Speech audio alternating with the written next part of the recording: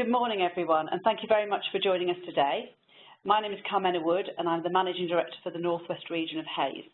I'm delighted to welcome you to the launch of our latest salary guide. I'm joined this afternoon by my colleague James Sykes, who is our Client Engagement Director, and he'll be supporting me in answering any questions you may have. Please feel free to type any questions as we go, and we'll be happy to look at as many of them as we have time for once the presentation is completed. I'll now take you through the key findings of the survey, but just to warn you, it is necessarily stats heavy, so I will introduce a few anecdotes from the region as we go. So this is the 5th year that we've produced our UK guide, which is based on salary information provided by more than 1,800 recruiting experts from 93 UK offices.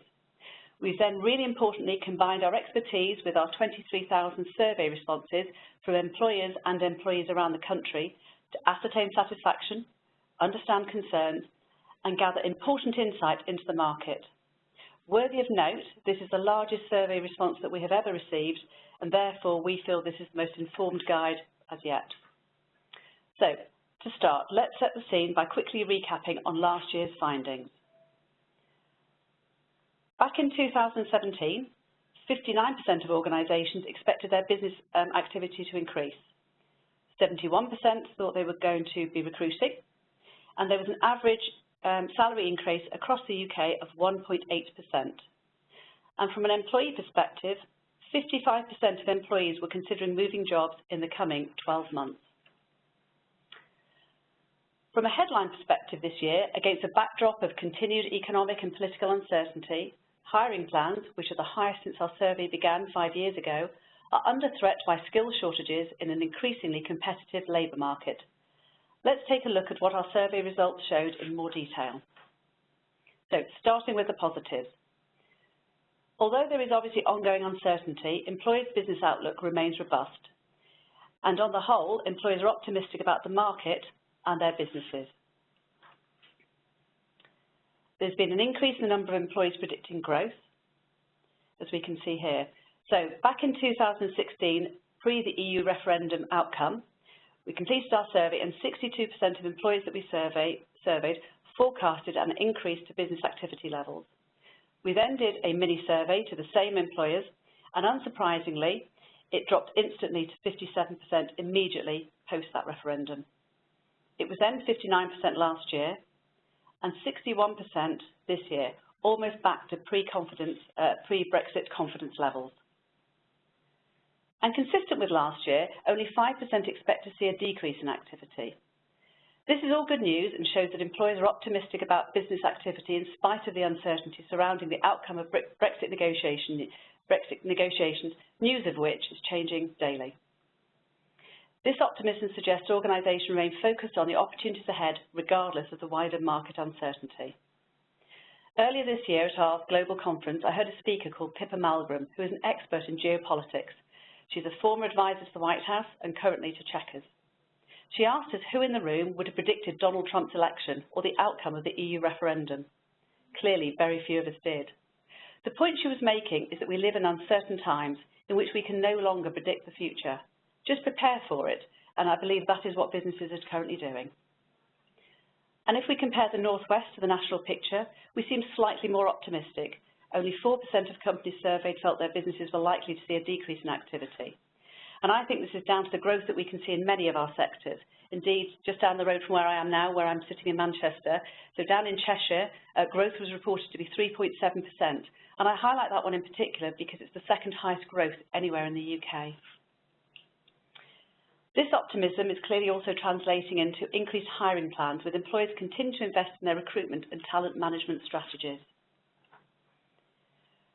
Recruitment clearly remains a priority for employers, with 76% say they plan to hire in the next 12 months. And if we see how this translates since we started conducting our survey back in 2014, you'll notice that this is the highest percentage we've recorded in the 5 years since this report began. And the Northwest survey results is very much in line with the UK in terms of employers expecting to recruit.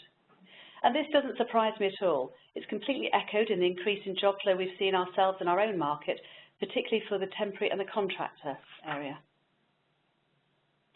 And in terms of how that is split, Of those looking to hire, 62% state that they plan to hire permanent staff, while 35% plan to hire temporary, contract and interim staff.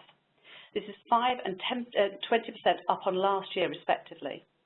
These are not insignificant increases, particularly in that temporary marketplace, where increasingly employers are building into their workforce planning the need for temporary staff. And I actually wonder if that number would have been even higher if we surveyed now post the IR35 deferment. Despite this positive business activity and hiring outlook, organisations are faced with huge recruitment challenges. Employers are in agreement that the talent market is at its most competitive for some time. In fact, 92% of employers say they've experienced skill shortages in the last year, with 78% of them experiencing difficulty hiring permanent staff and 63% reporting challenges hiring temporary or contract staff. Our What Workers Want report earlier this year described a war for talent, in which the majority of us are struggling to recruit the right people. And having been responsible for my own hiring for almost 30 years at Hayes now, I've genuinely never found it so hard to find really good people as I'm doing so at the moment, and that's in spite of increased resources. And if we look where those skill shortages are, they're apparent across many functional areas. Interestingly, here for the first time, operations and technical skills are most in demand from organisations, ahead of leadership and management skills, and up 14% on last year. And these skills areas include areas of construction, property and IT. If we look specifically at the construction within the North West, according to a report from Turner & Townsend, activity in this sector has risen by 31% since 2016, with output in the North West region up 30% the first quarter of this year. And worthy of note, this is the highest growth anywhere in the UK outside of London. And to back this up further, the Deloitte Crane survey this year identified unprecedented levels of construction in Manchester, while here in Liverpool we expect that £1.4 billion worth of development will have been delivered in 2018, with another billion next year. Employers also expressed a concern about competition from other employers, so 48% this year, up from 45% last year, which is combined with applicants who also in some cases have unrealistic salary requirements. And we noticed this impact on candidate availability when organisations moved large-scale operations into the region. In the past 24 months, we at Hayes have supported a number of companies who have opened up shared service centres. Two examples spring to mind in particular. One of those recruited over 60 part and fully qualified accountants in Liverpool, and the other in excess of 120 roles in procurement, marketing and retail in Manchester. In each case, the employer quite rightly wanted the best talent and were prepared to pay above average salaries to attract the highest calibre candidates. And both of these recruitment projects had an impact on candidate availability and salaries within those specific sectors. And we're currently working in confidence with a number of public sector organisations who have shortlisted our major towns and cities, Liverpool, Preston and Manchester, as some of their potential new locations, which will bring even more potential competition to us. The most important determining factor in their decision making is the potential talent pool. And in order to stay attractive in the face of increasing competition, it's important for organisations to work hard on shaping and refining their employer value proposition. And these hiring challenges look set to continue, as 68% of employers expect to experience a shortage of suitable applicants when recruiting over the next 12 months. The importance of effective recruitment and retention plans is apparent, as 28% of employers do not believe they have the talent needed to achieve their current business objectives, an increase of 20% from last year's survey. And for me, it's no surprise that organisations are rightly focusing on retention and engagement strategies. In the past 12 months, we've seen an unprecedented increase in what we call counter-offers, in which a company will offer more money to retain an employee who has resigned. And it's particularly, though not exclusively, prevalent in our construction and HR markets. The consequence of these ongoing skill shortages is being felt in employee morale and workplace productivity. Almost half of employers reported that skill shortages have had a negative impact on their employee morale. This is an increase of 12% from last year. And just as concerning is that 49% of employers say skill shortages have had a poor effect on productivity in their organisation. 41% also reported a negative impact on their ability to deliver projects, and 28% say skill shortages are adversely affecting their organisation's ability to provide a good service to their customers. So all in all, this is a huge detrimental effect. The result of this competitive environment and urgent need to address the skills gap is continued pressure on employers to boost salaries. So let's look at this in more detail. In the past year, employers increased salaries at a greater rate than expected.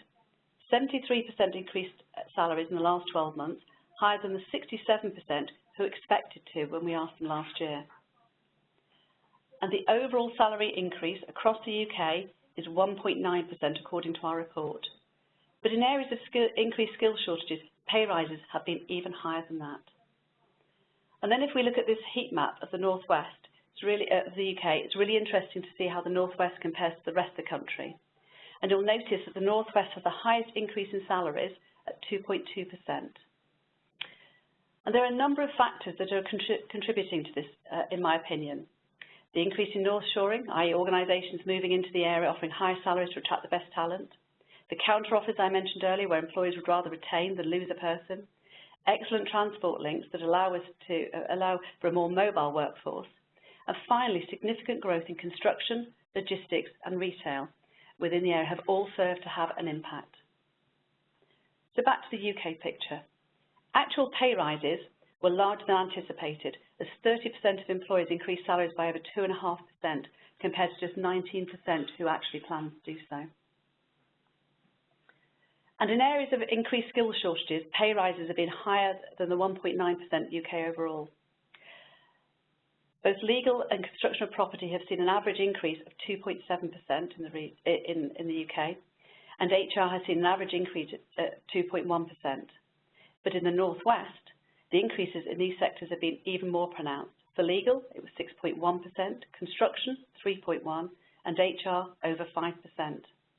And this is no surprise in the Northwest, which is home to the second largest centre for professional services, which includes the legal and HR sector, both of which are growing massively in the region. And I've already commented on the growth we've seen in the construction market.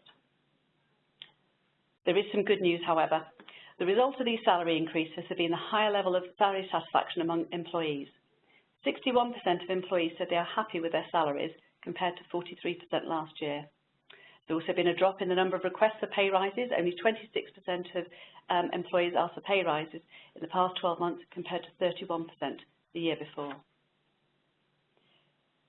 But despite higher pay rises than expected and greater salary satisfaction, people are still looking to move on. Employees' intentions to change job remain consistent with last year, as over half, i.e. 56%, say they expect to move within the next 12 months. So looking back at the last 12 months, 42% of professionals said they moved role in the last year, and an additional 40% considered it. This shows an openness to move from candidates, and a total pool of 82% of active and passive candidates that get harnessed by employers to address their talent challenges. And my consultants worked really hard to establish what we call the move motivators of candidates, to tap into that passive pool of candidates on behalf of our client organisations. And equally, it's important that employers work on their value proposition so they're openly attractive to potential job seekers. Of the 42% of professionals who say they moved role in the last year, the most common reason given, 27%, was because their salary was too low. And among those who do not currently intend to move roles this year, 44% of those admit a better salary and benefits package could tempt them to engage in conversation with another employer or recruitment company. And then from a benefits perspective, candidates are seeking generous holiday entitlements, while pension provision being above the legal minimum was the second most important consideration. While the importance of effective talent attraction is apparent, so too are retention strategies, and quite rightly, existing employees have demands. And this is only going to increase and change in nature, in my opinion. So I'm a classic baby boomer, and my life can be categorised in 3 distinct stages: education, work and retirement, which will hopefully be in less than 10 years' time. So for me, my career is likely to be around 40 years long. For my 20-year-old son, things will be very different indeed. Hopefully he'll complete his degree, and maybe he'll travel for a while. and then start what is likely to be a 60-year career. And during that time, he'll work for a while, maybe go back to study and retrain for some time, and then work again, perhaps setting up his own business or working as a freelancer.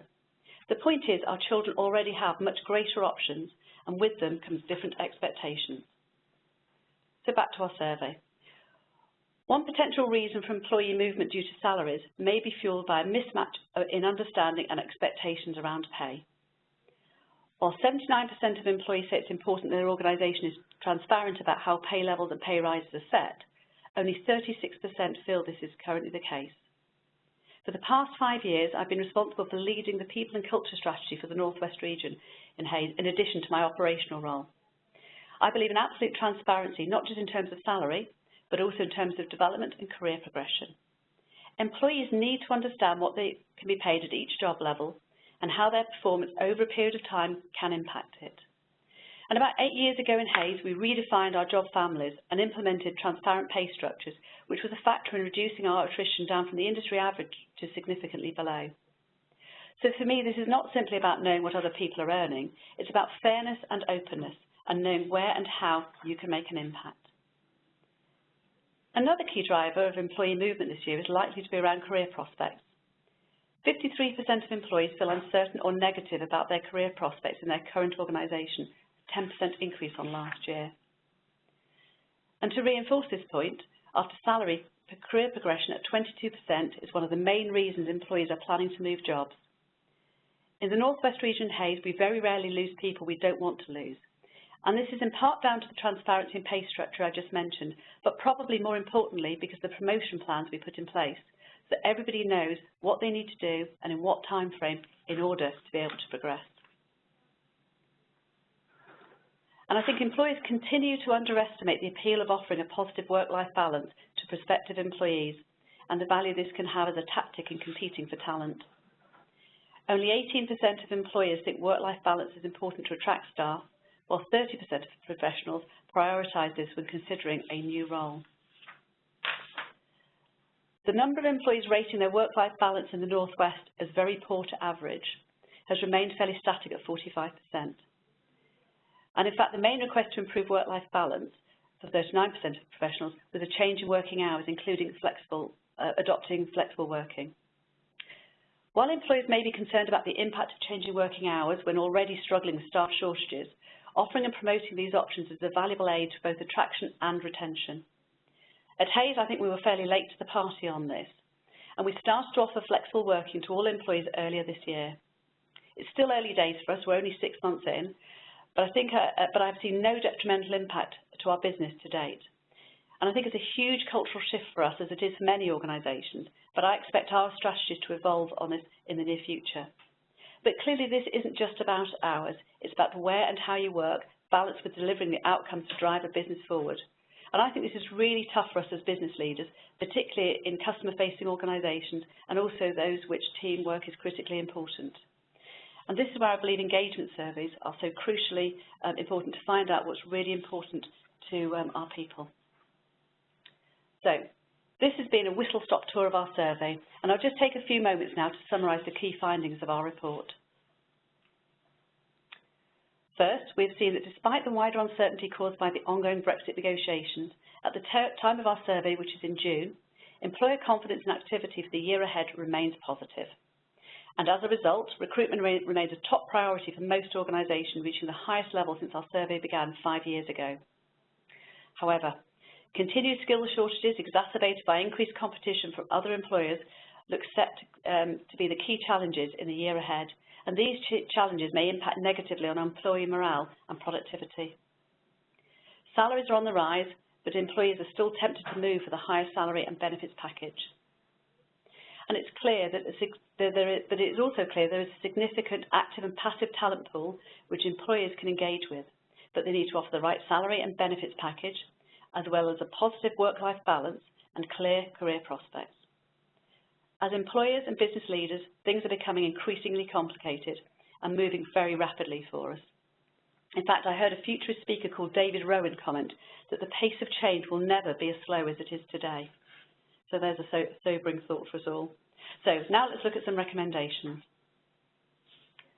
Standing out is essential in today's market. While employers may once have looked to the same handful of companies as their competition for staff, employees today are juggling multiple options, from freelance work and self-employment to startups in emerging sectors and global opportunities. Employers need to be on the front foot and lead with a strong offer of salary and career potential, and a seamless applicant experience if they want to attract the best candidates in today's market. Our What Workers Want survey urged employers to conduct their own applicant journey for themselves. Imagine what it's like for someone to be applying to your business, from what they see online and how long it takes to apply, through to how they are treated when they set foot on your premises, and then how they are interviewed, and the follow-up and how long it takes to hear back from an organisation. Secondly, hiring for potential rather than just experience and investing in internal development programmes would not only address the skills gap, but also help mitigate the negative impact on employee morale associated with staff shortages and therefore improve retention. As skills shortages intensify, looking for talent in the same places every time is no longer a reliable strategy for us. We all need to widen our talent pools by looking at different sources that will attract a more diverse population. Our Diversity and Inclusion survey earlier this year makes clear that while the human case for building a fair and more inclusive workplace is certain, there is also a vital business case for diversity and inclusion to unlock an organisation's own talent. Application processes that reinforce internal biases can result in the loss of good quality candidates. Organisations need to ensure their recruitment materials portray their genuine commitment to diversity and inclusion, and implement recruitment campaigns that attract talent from traditionally underrepresented groups. Simply put, to be competitive in today's marketplace, employers must review their attraction strategy through a diversity and inclusion lens. So there are two Hays reports I've just referenced during the course of this presentation, the What Workers Want report and the D&I report. And if you haven't had sight of them, please do speak to your Hays recruiter to ask them to go through the findings with you. So that concludes my presentation. James and I will now be happy to answer some questions. Okay, so the first one that's come through, can and how do I get a copy of the presentation? So, thank you very much for that question. Yes, so in terms of getting a copy of the presentation, we can send it to you, but I think it depends on how you've actually applied to us in terms of the actual, when you apply to go through the webinar. So if you've registered through the webinar, then it should automatically be that we'll send you a copy for the report. And so a similar sort of thing, can I get copies of the actual salary guide itself? How do I get a copy of that? Then again, what we'll do as well, if you can indicate that to ourselves through that registration process, your local recruiter will pick up all the individuals that have been on the call today, and we'll be more than happy to come out and bring a guide out to you. It's a very valuable guide, so I do urge you to take us up on that. Okay, interesting one here. Do you expect salaries to continue to rise next year? Oh, that is an interesting one, isn't it? Right. So, despite ongoing market uncertainty, especially with regards obviously to Brexit, etc., employers are telling us that they will continue to raise salaries in the year ahead. And I think this is simply down to the skill shortages being so prevalent, and it's inevitable, I think, that that's going to happen. Yes, I do think they're going to continue to rise. Okay. Another one. What can employers do if we're not able to increase our salaries? We often encounter candidates who've got much higher salary requests than we can match. You're not alone in this one. Our survey showed a rise in employers who expect to face the challenges of candidates with unrealistic salary expectations in the year ahead. Our advice is to look closely at your overall offering to candidates, not just the financial elements.